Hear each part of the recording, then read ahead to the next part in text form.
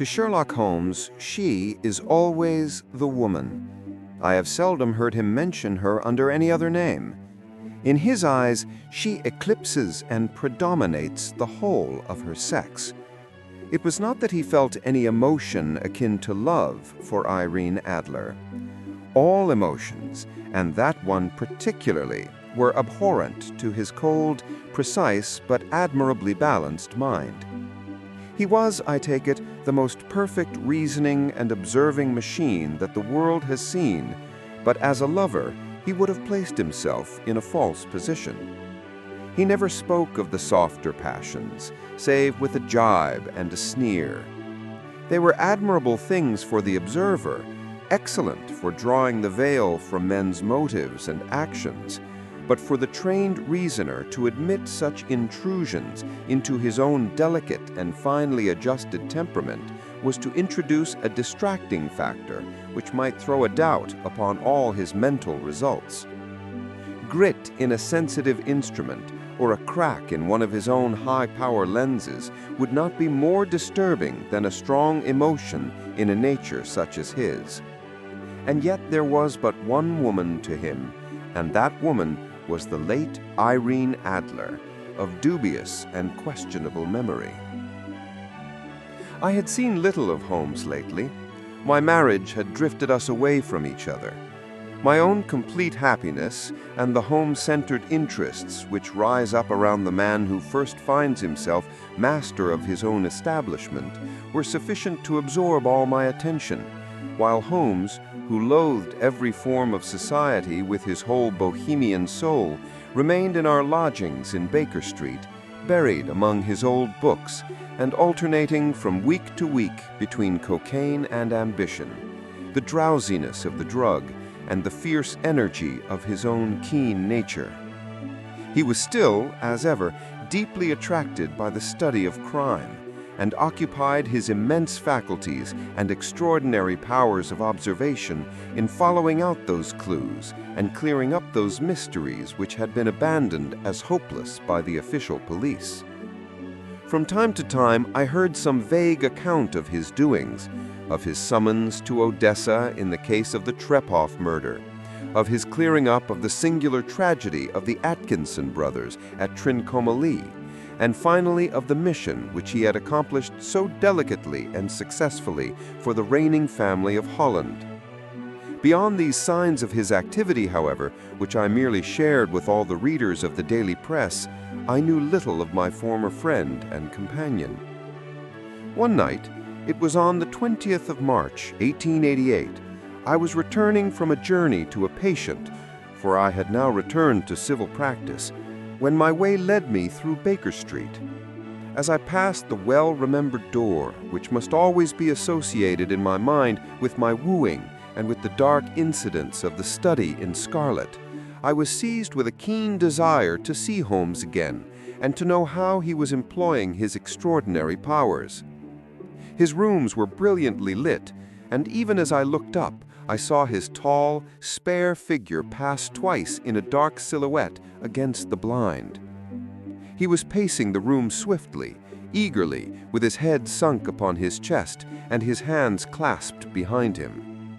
To me, who knew his every mood and habit, his attitude and manner told their own story. He was at work again. He had risen out of his drug-created dreams and was hot upon the scent of some new problem. I rang the bell and was shown up to the chamber, which had formerly been, in part, my own. His manner was not effusive. It seldom was, but he was glad, I think, to see me. With hardly a word spoken, but with a kindly eye, he waved me to an armchair, threw across his case of cigars, and indicated a spirit case and a gasogene in the corner. Then he stood before the fire and looked me over in his singular introspective fashion. "Wedlock suits you," he remarked. "I think, Watson, that you have put on 7½ pounds since I saw you." "7?" I answered. "Indeed, I should have thought a little more, just a trifle more, I fancy, Watson. And in practice again, I observe. You did not tell me that you intended to go into harness." "Then how do you know?" I see it, I deduce it. How do I know that you have been getting yourself very wet lately, and that you have a most clumsy and careless servant, Earl?" "My dear Holmes," said I, "this is too much. You would certainly have been burned had you lived a few centuries ago. It is true that I had a country walk on Thursday and came home in a dreadful mess, but as I've changed my clothes, I can't imagine how you deduce it. As to Mary Jane, she's incorrigible, and my wife has given her notice, but there again, I fail to see how you work it out." He chuckled to himself and rubbed his long, nervous hands together. "It is simplicity itself," he said.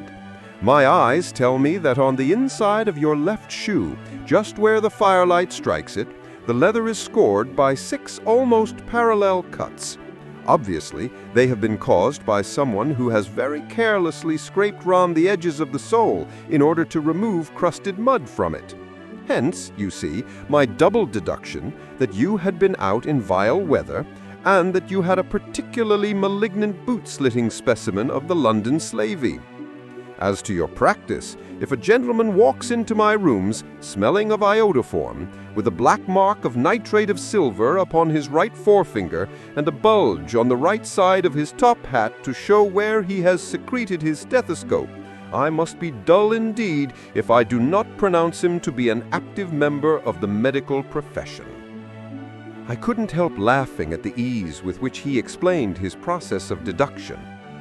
"When I hear you give your reasons," I remarked, "the thing always appears to me to be so ridiculously simple that I could easily do it myself, though at each successive instance of your reasoning I'm baffled until you explain your process. And yet I believe that my eyes are as good as yours." "Quite so," he answered, lighting a cigarette and throwing himself down into an armchair. "You see, but you do not observe. The distinction is clear. For example, you have frequently seen the steps which lead up from the hall to this room." "Frequently? How often?" "Well, some hundreds of times." "Then how many are there?" "How many? I don't know." "Quite so. You have not observed, and yet you have seen. That is just my point. Now I know that there are 17 steps because I have both seen and observed. By the way, since you are interested in these little problems, and since you are good enough to chronicle 1 or 2 of my trifling experiences, you may be interested in this." He threw over a sheet of thick, pink-tinted notepaper which had been lying open upon the table. "It came by the last post," he said. "Read it aloud." The note was undated and without either signature or address.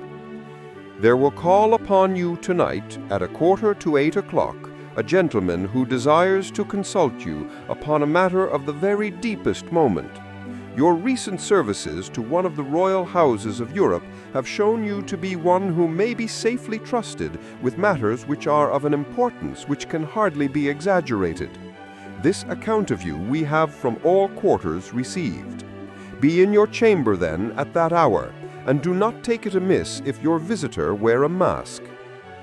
"This is indeed a mystery," I remarked. "What do you imagine that it means?" "I have no data yet. It is a capital mistake to theorize before one has data. Insensibly, one begins to twist facts to suit theories, instead of theories to suit facts. But the note itself, what do you deduce from it?" I carefully examined the writing and the paper upon which it was written. "The man who wrote it was presumably well-to-do," I remarked, endeavoring to imitate my companion's processes. "Such paper could not be bought under £0.50 a packet.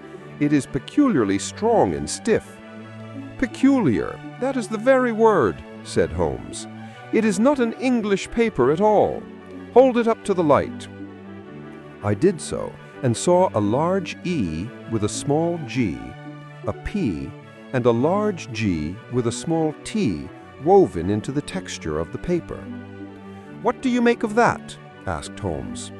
"The name of the maker, no doubt, or his monogram, rather." "Not at all. The G with the small t stands for Gesellschaft, which is the German for company. It is a customary contraction like our co. P, of course, stands for Papier. Now for the egg. Let us glance at our Continental Gazetteer. He took down a heavy brown volume from his shelves. Eglo, Eglanitz, here we are, Egria. It is in a German-speaking country, in Bohemia, not far from Carlsbad. Remarkable as being the scene of the death of Wallenstein, and for its numerous glass factories and paper mills.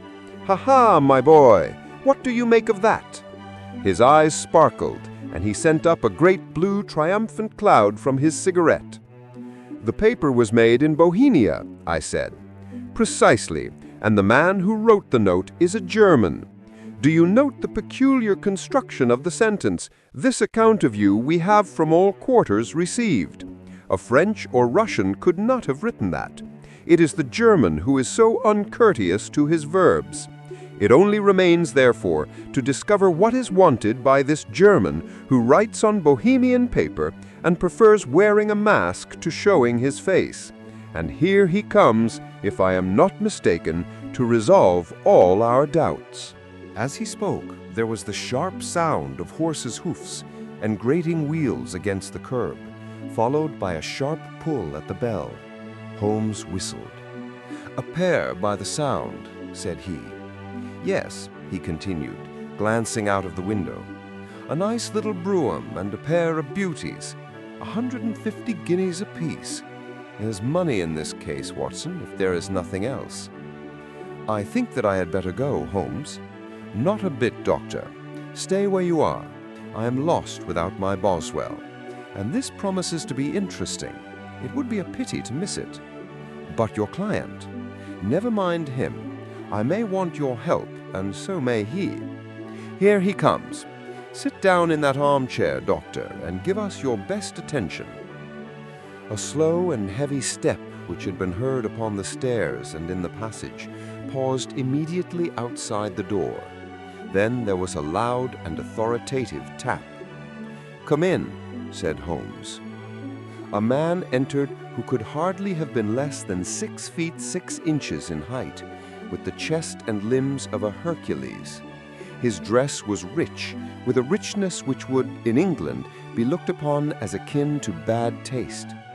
Heavy bands of astrakhan were slashed across the sleeves and fronts of his double-breasted coat, while the deep blue cloak which was thrown over his shoulders was lined with flame-colored silk and secured at the neck with a brooch which consisted of a single flaming beryl. Boots which extended halfway up his calves and which were trimmed at the tops with rich brown fur completed the impression of barbaric opulence which was suggested by his whole appearance. He carried a broad-brimmed hat in his hand, while he wore across the upper part of his face, extending down past the cheekbones, a black vizard mask, which he had apparently adjusted that very moment, for his hand was still raised to it as he entered. From the lower part of the face, he appeared to be a man of strong character, with a thick, hanging lip and a long, straight chin suggestive of resolution pushed to the length of obstinacy. "You had my note?" he asked, with a deep, harsh voice and a strongly marked German accent. "I told you that I would call." He looked from one to the other of us, as if uncertain which to address. "Pray, take a seat," said Holmes. "This is my friend and colleague, Dr. Watson, who is occasionally good enough to help me in my cases. Whom have I the honor to address?" "You may address me as the Count von Kram, a Bohemian nobleman. I understand that this gentleman, your friend, is a man of honor and discretion, whom I may trust with a matter of the most extreme importance. If not, I should much prefer to communicate with you alone." I rose to go, but Holmes caught me by the wrist and pushed me back into my chair. "It is both or none," said he. "You may say before this gentleman anything which you may say to me." The Count shrugged his broad shoulders. "Then I must begin," he said, "by binding you both to absolute secrecy for 2 years. At the end of that time, the matter will be of no importance. At present, it is not too much to say that it is of such weight it may have an influence upon European history. "I promise," said Holmes. "And I?" "You will excuse this mask," continued our strange visitor. "The august person who employs me wishes his agent to be unknown to you. And I may confess at once that the title by which I have just called myself is not exactly my own." "I was aware of it," said Holmes dryly. "The circumstances are of great delicacy, and every precaution has to be taken to quench what might grow to be an immense scandal and seriously compromise one of the reigning families of Europe. To speak plainly, the matter implicates the great house of Ornstein, hereditary kings of Bohemia."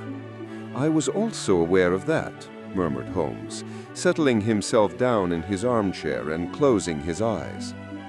Our visitor glanced with some apparent surprise at the languid, lounging figure of the man who had been no doubt depicted to him as the most incisive reasoner and most energetic agent in Europe. Holmes slowly reopened his eyes and looked impatiently at his gigantic client. "If your Majesty would condescend to state your case," he remarked, "I should be better able to advise you." The man sprang from his chair and paced up and down the room in uncontrollable agitation. Then, with a gesture of desperation, he tore the mask from his face and hurled it upon the ground. "You are right," he cried. "I am the king. Why should I attempt to conceal it?" "Why indeed?" murmured Holmes. "Your Majesty had not spoken before I was aware that I was addressing Wilhelm Gottsreich Sigismund von Ormstein, Grand Duke of Kassel-Felstein and hereditary King of Bohemia." "But you can understand," said our strange visitor, sitting down once more and passing his hand over his high white forehead, "you can understand that I am not accustomed to doing such business in my own person. Yet the matter was so delicate that I could not confide it to an agent without putting myself in his power. I have come incognito from Prague for the purpose of consulting you." "Then pray consult," said Holmes, shutting his eyes once more. "The facts are briefly these. Some 5 years ago, during a lengthy visit to Warsaw, I made the acquaintance of the well-known adventuress Irene Adler. The name is no doubt familiar to you." "Kindly look her up in my index, Doctor," murmured Holmes without opening his eyes. For many years he had adopted a system of docketing all paragraphs concerning men and things, so that it was difficult to name a subject or a person on which he could not at once furnish information. In this case, I found her biography sandwiched in between that of a Hebrew rabbi and that of a staff commander who had written a monograph upon the deep-sea fishes. "Let me see," said Holmes. Born in New Jersey in the year 1858. Contralto, La Scala, Prima Donna Imperial Opera of Warsaw, yes. Retired from operatic stage. Living in London, quite so. Your Majesty, as I understand, became entangled with this young person, wrote her some compromising letters, and is now desirous of getting those letters back. Precisely so. But how? Was there a secret marriage? None. No legal papers or certificates? None. Then I failed to follow your Majesty. If this young person should produce her letters for blackmailing or other purposes, how is she to prove their authenticity? There is the writing. Pooh-pooh, forgery. My private notepaper, stolen. My own seal, imitated. My photograph, bought. We were both in the photograph. Oh dear, that is very bad. Your Majesty has indeed committed an indiscretion. I was mad, insane. You have compromised yourself seriously. I was only crown prince then. I was young. I am but 30 now. It must be recovered. We have tried and failed. Your Majesty must pay. It must be bought. She will not sell. Stolen then. 5 attempts have been made. Twice burglars in my pay ransacked her house. Once we diverted her luggage when she traveled. Twice she has been waylaid. There has been no result. No sign of it? Absolutely none. Holmes laughed. "It is quite a pretty little problem," he said, "but a very serious one to me. returned the king reproachfully. Very, indeed. And what does she propose to do with the photograph? To ruin me. But how?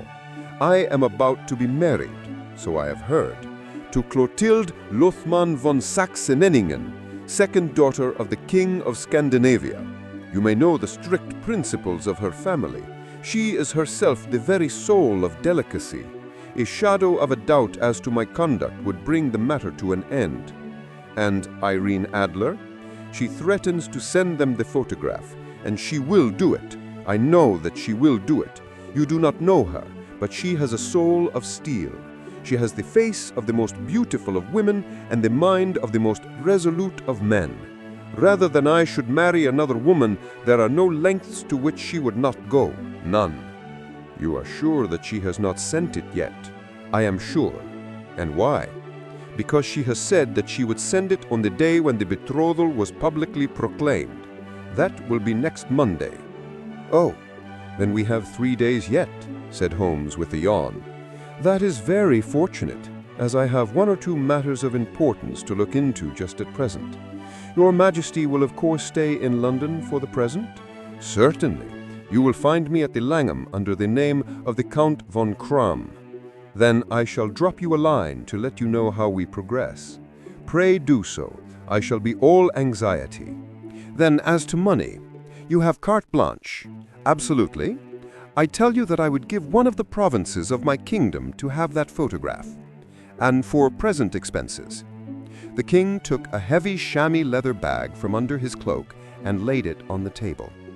There are 300 pounds in gold and 700 in notes, he said. Holmes scribbled the receipt on a sheet of his notebook and handed it to him. And Mademoiselle's address? Is Bryony Lodge, Serpentine Avenue, St. John's Wood. Holmes took note of it. One other question, he said. Was the photograph a cabinet? It was. Then good night, Your Majesty, and I trust that we shall soon have some good news for you. And good night, Watson, as the wheels of the royal brougham rolled down the street. If you will be good enough to call tomorrow afternoon at 3 o'clock, I should like to chat this little matter over with you. At 3 o'clock precisely, I was at Baker Street, but Holmes had not yet returned. The landlady informed me that he had left the house shortly after 8 o'clock in the morning. I sat down beside the fire, however, with the intention of awaiting him, however long he might be.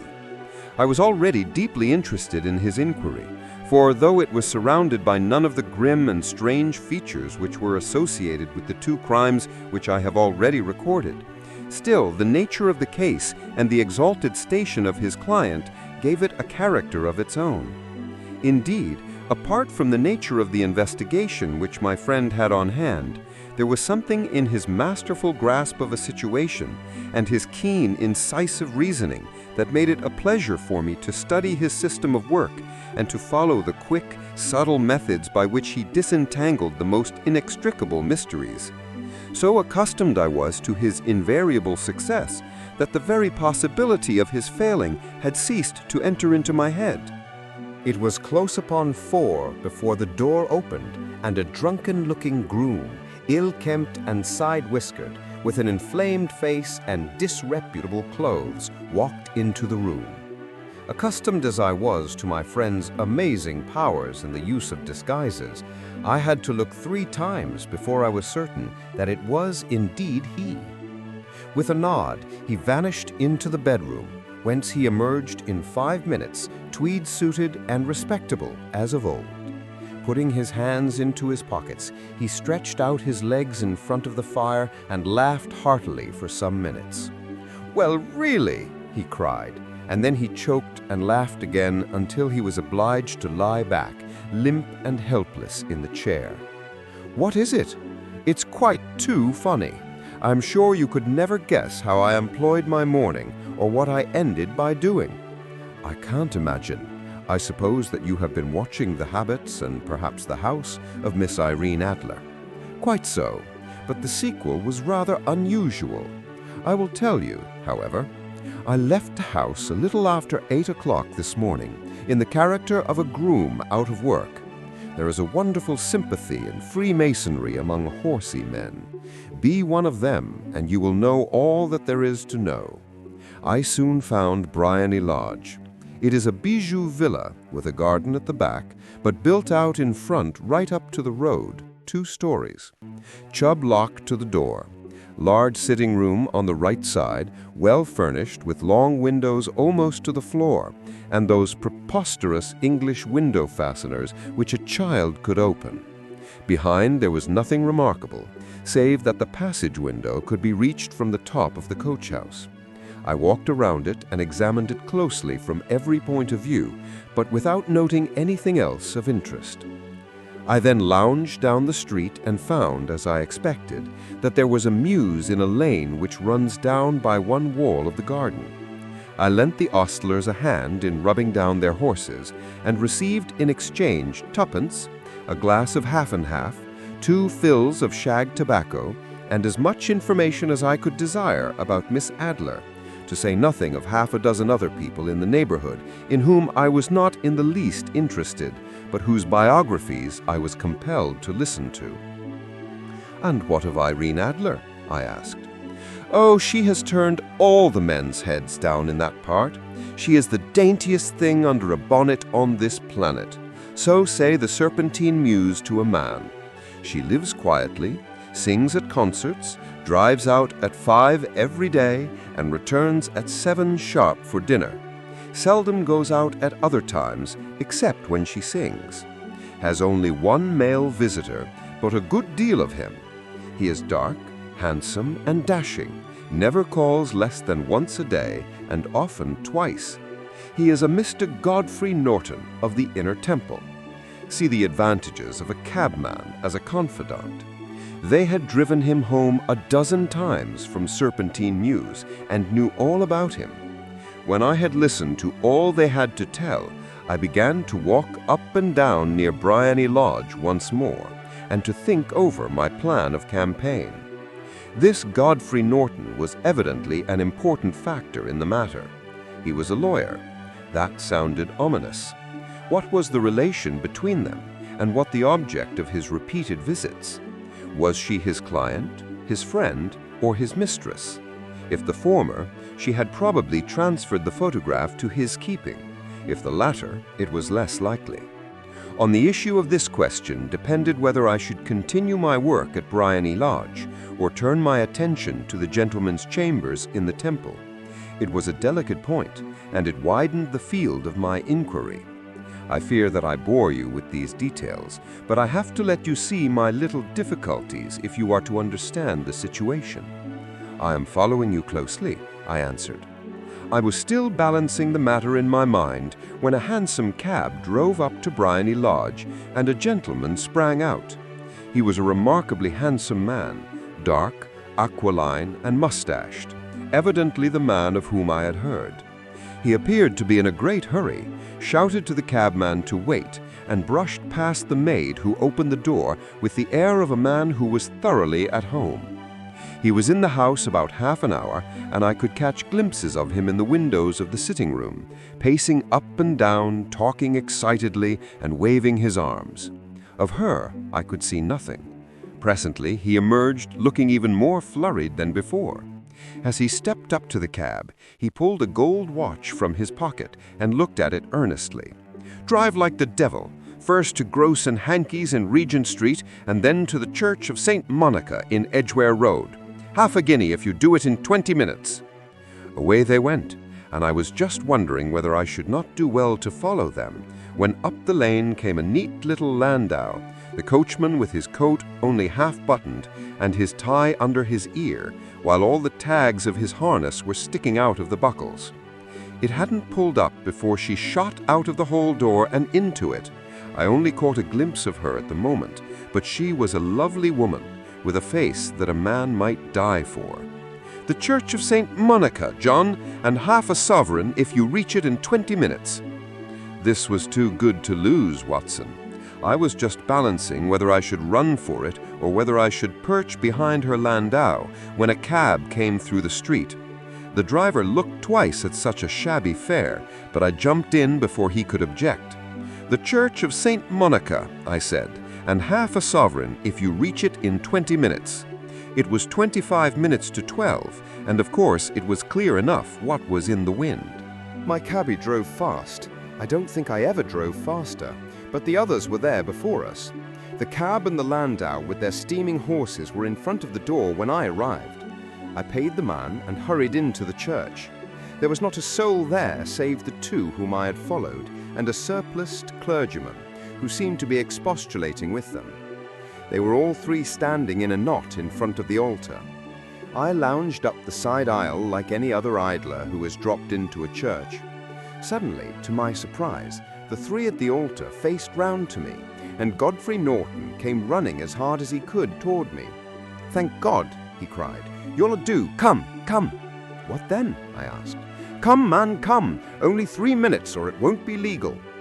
I was half dragged up to the altar, and before I knew where I was, I found myself mumbling responses which were whispered in my ear, and vouching for things of which I knew nothing, and generally assisting in the secure tying up of Irene Adler, spinster, to Godfrey Norton, bachelor. It was all done in an instant, and there was the gentleman thanking me on the one side and the lady on the other, while the clergyman beamed on me in front. It was the most preposterous position in which I ever found myself in my life, and it was the thought of it that started me laughing just now. It seems that there had been some informality about their license, that the clergyman absolutely refused to marry them without a witness of some sort, and that my lucky appearance saved the bridegroom from having to sally out into the streets in search of a best man. The bride gave me a sovereign, and I mean to wear it on my watch chain in memory of the occasion. "This is a very unexpected turn of affairs," said I. "And what then?"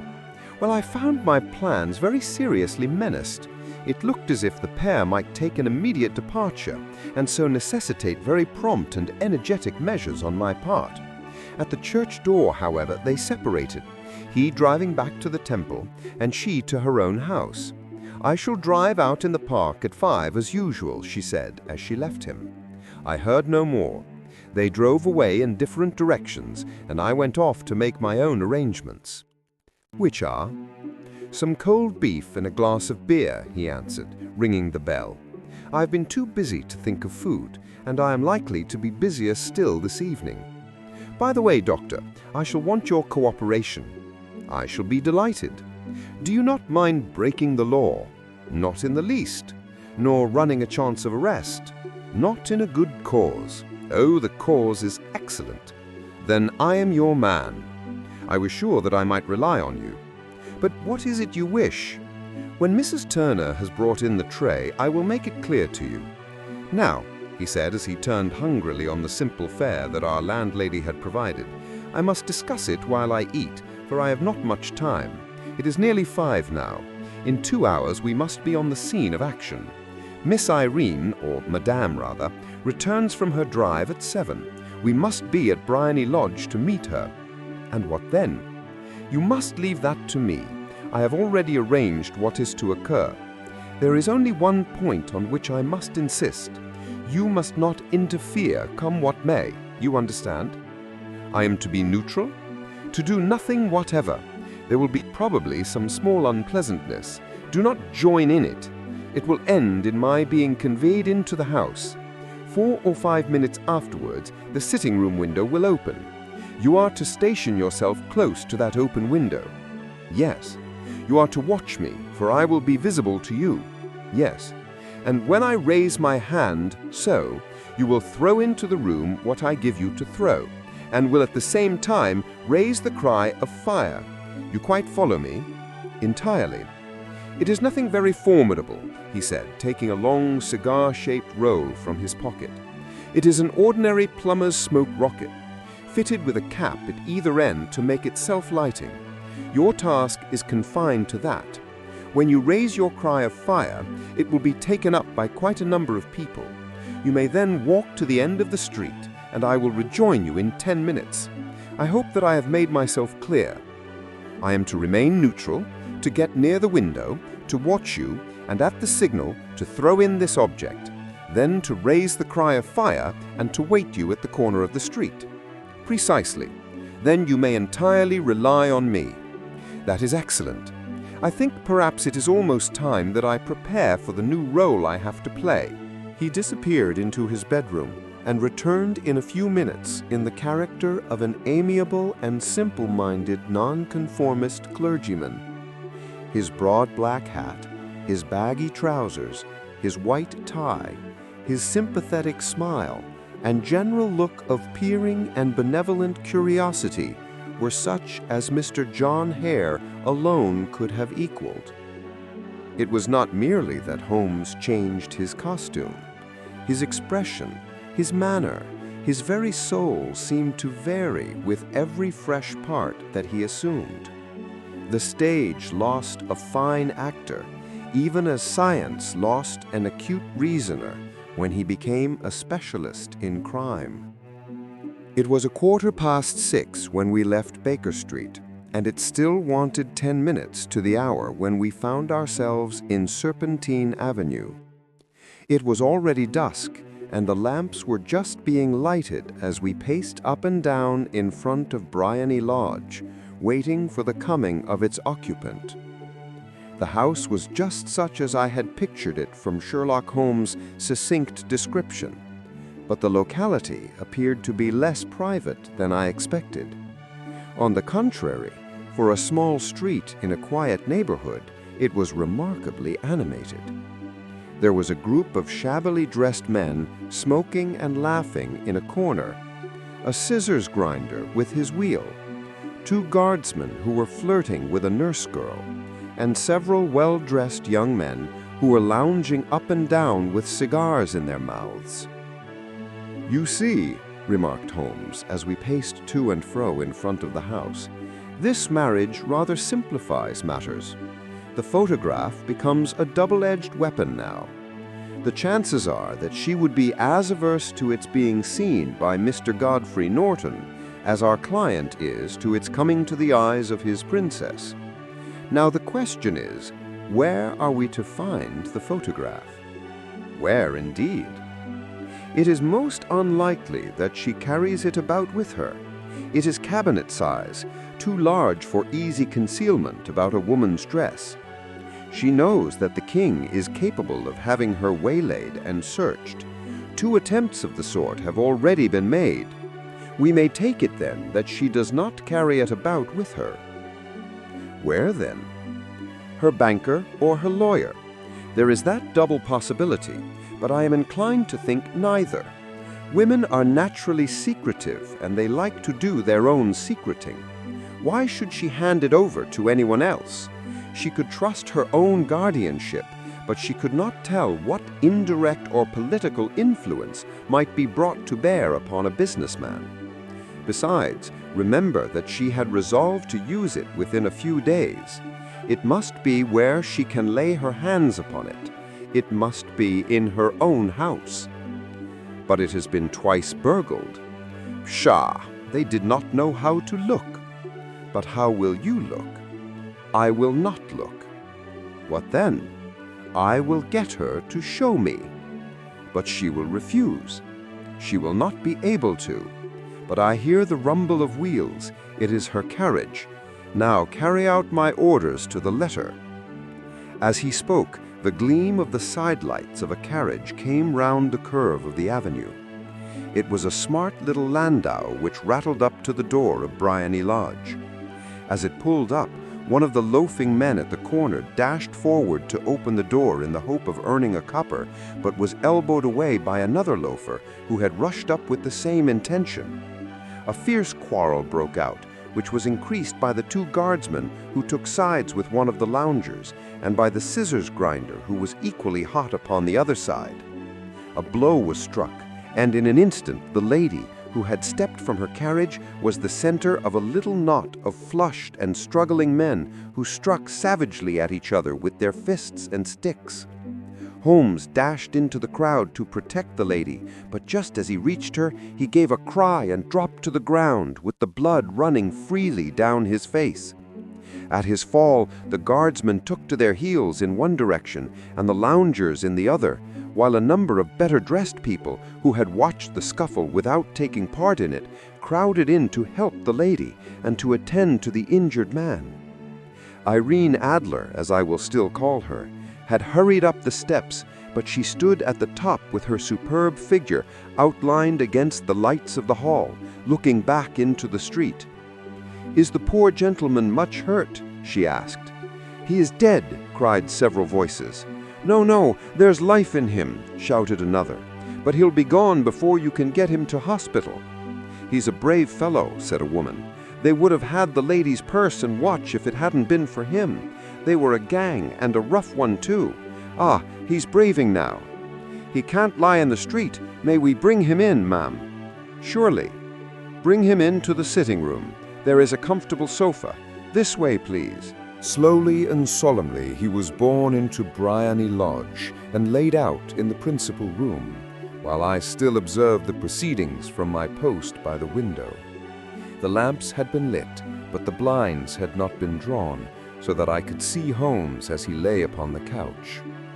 I do not know whether he was seized with compunction at that moment for the part he was playing, but I know that I never felt more heartily ashamed of myself in my life than when I saw the beautiful creature against whom I was conspiring, or the grace and kindliness with which she waited upon the injured man.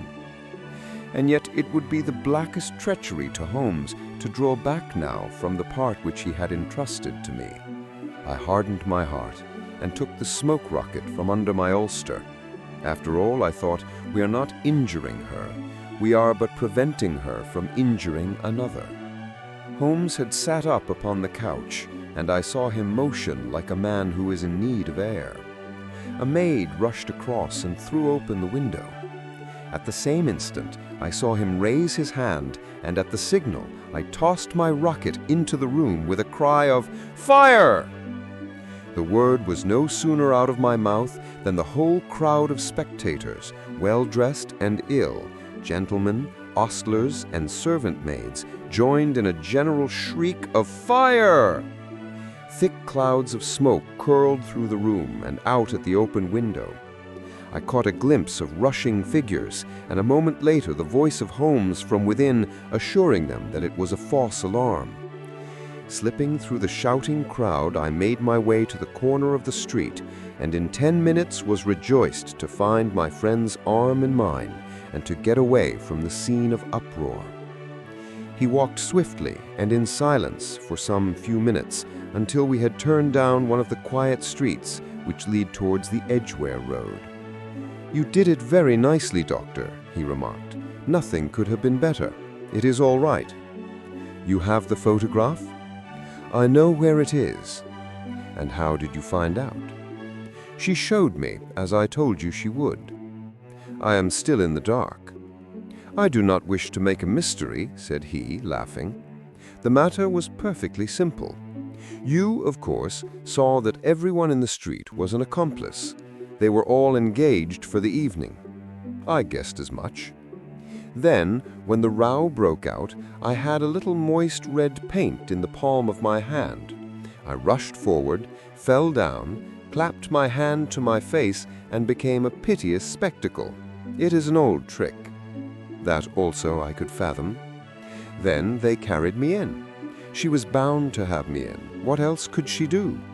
And into her sitting room, which was the very room which I suspected. It lay between that and her bedroom, and I was determined to see which.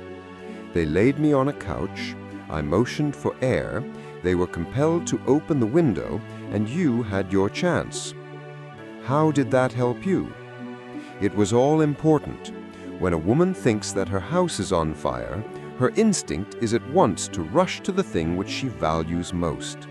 It is a perfectly overpowering impulse, and I have more than once taken advantage of it. In the case of the Darlington substitution scandal, it was of use to me, and also in the Arnsworth Castle business. A married woman grabs at her baby, an unmarried one reaches for her jewel box.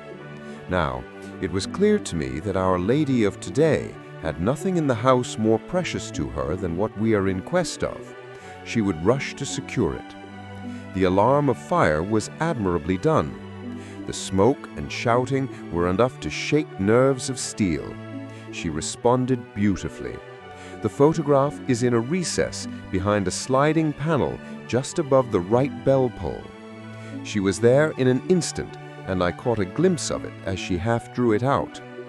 When I cried out that it was a false alarm, she replaced it, glanced at the rocket, rushed from the room, and I have not seen her since. I rose and, making my excuses, escaped from the house. I hesitated whether to attempt to secure the photograph at once, but the coachman had come in, and as he was watching me narrowly, it seemed safer to wait. A little over-precipitance may ruin all. "And now?" I asked. "Our quest is practically finished. I shall call with the king tomorrow, and with you if you care to come with us. We will be shown into the sitting room to wait for the lady, but it is probable that when she comes, she may find neither us nor the photograph. It might be a satisfaction to His Majesty to regain it with his own hands." "And when will you call?" "At 8 in the morning. She will not be up, so that we shall have a clear field. Besides, we must be prompt, for this marriage may mean a complete change in her life and habits. I must wire to the king without delay." We had reached Baker Street and had stopped at the door. He was searching his pockets for the key when someone passing said, "Good night, Mr. Sherlock Holmes." There were several people on the pavement at the time, but the greeting appeared to come from a slim youth in an ulster who had hurried by. "I've heard that voice before," said Holmes, staring down the dimly lit street. "Now I wonder who the deuce that could have been." I slept at Baker Street that night, and we were engaged upon our toast and coffee in the morning when the King of Bohemia rushed into the room. "You have really got it!" he cried, grasping Sherlock Holmes by either shoulder and looking eagerly into his face. "Not yet." "But you have hopes?" "I have hopes." "Then come, I am all impatience to be gone." "We must have a cab." "No, my brougham is waiting." "Then that will simplify matters." We descended and started off once more for Briony Lodge. "Irene Adler is married," remarked Holmes. "Married? When?" "Yesterday." "But to whom?" "To an English lawyer named Norton." "But she could not love him." "I am in hopes that she does." "And why in hopes?" "Because it would spare your Majesty all fear of future annoyance. If the lady loves her husband, she does not love your Majesty. If she does not love your Majesty, there is no reason why she should interfere with your Majesty's plan." "It is true. And yet, well, I wish she had been of my own station. What a queen she would have made." He relapsed into a moody silence, which was not broken until we drew up in Serpentine Avenue. The door of Briony Lodge was open, and an elderly woman stood upon the steps. She watched us with a sardonic eye as we stepped from the brougham. "Mr. Sherlock Holmes, I believe?" she said. "I am Mr. Holmes," answered my companion, looking at her with a questioning and rather startled gaze. "Indeed. My mistress told me that you were likely to call. She left this morning with her husband by the 5:15 train from Charing Cross for the Continent." "What?" Sherlock Holmes staggered back, white with chagrin and surprise. "Do you mean that she has left England?" "Never to return." "And the papers?" asked the king hoarsely. "All is lost." "We shall see." He pushed past the servant and rushed into the drawing room, followed by the king and myself.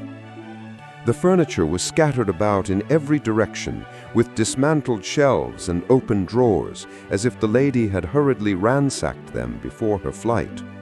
Holmes rushed at the bell pull, tore back a small sliding shutter, and plunging in his hand, pulled out a photograph and a letter. The photograph was of Irene Adler herself in evening dress. The letter was superscribed to Sherlock Holmes, Esquire, to be left till called for. My friend tore it open, and we all three read it together. It was dated at midnight of the preceding night and ran in this way. "My dear Mr. Sherlock Holmes, you really did it very well. You took me in completely. Until after the alarm of fire, I had not a suspicion. But then, when I found how I had betrayed myself, I began to think. I had been warned against you months ago. I had been told that if the king employed an agent, it would certainly be you, and your address had been given me. Yet, with all this, you made me reveal what you wanted to know. Even after I became suspicious, I found it hard to think evil of such a dear, kind old clergyman. But you know, I have been trained as an actress myself. Male costume is nothing new to me. I often take advantage of the freedom which it gives. I sent John, the coachman, to watch you, ran upstairs, got into my walking clothes, as I call them, and came down just as you departed. Well, I followed you to your door, and so made sure that I was really an object of interest to the celebrated Mr. Sherlock Holmes. Then I, rather imprudently, wished you good night, and started for the temple to see my husband. We both thought the best resource was flight, when pursued by so formidable an antagonist, so you will find the nest empty when you call tomorrow. As to the photograph, your client may rest in peace. I love and am loved by a better man than he. The king may do what he will without hindrance from one whom he has cruelly wronged. I keep it only to safeguard myself, and to preserve a weapon which will always secure me from any steps which he might take in the future. I leave a photograph which he might care to possess. And I remain, dear Mr. Sherlock Holmes, very truly yours, Irene Norton. What a woman! Oh, what a woman! Cried the King of Bohemia, when we had all three read this epistle. Did I not tell you how quick and resolute she was? Would she not have made an admirable queen? Is it not a pity that she was not on my level? From what I have seen of the lady, she seems indeed to be on a very different level to your Majesty, said Holmes coldly. I am sorry that I have not been able to bring your Majesty's business to a more successful conclusion. On the contrary, my dear sir, nothing could be more successful. I know that her word is inviolate. The photograph is now as safe as if it were in the fire. I am glad to hear your Majesty say so. I am immensely indebted to you. Pray tell me in what way I can reward you. This ring. He slipped an emerald snake ring from his finger and held it out upon the palm of his hand. Your Majesty has something which I should value even more highly, said Holmes. You have but to name it. This photograph. The king stared at him in amazement. Irene's photograph? He cried. Certainly, if you wish it. I thank you, Majesty. Then there is no more to be done in the matter. I have the honor to wish you a very good morning. He bowed, and turning away without observing the hand which the king had stretched out to him, he set off in my company for his chambers. And that was how a great scandal threatened to affect the kingdom of Bohemia, and how the best plans of Mr. Sherlock Holmes were beaten by a woman's wit. He used to make merry over the cleverness of women, but I have not heard him do it of late. And when he speaks of Irene Adler, or when he refers to her photograph, it is always under the honorable title of the woman.